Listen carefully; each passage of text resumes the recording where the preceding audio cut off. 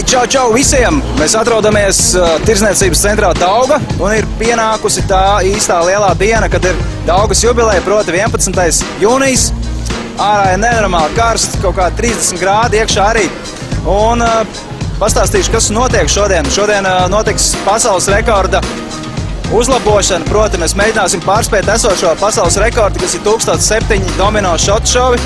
Šodien mēs pagatavosim 1111 Bacardi Mojito domino šotu šovu. Nu, lūk, diena sākās baigi interesanti. Bijām Gemosā, paņēmām visas šitās foršās glāzes, paņēmām sīrups moninu, pēc tam savācām Bacardi. Nu, un tagad jau cīnamies no pulkstens kaut kādiem 3. Esam Daugā un esam padarījuši visu šito te darbu.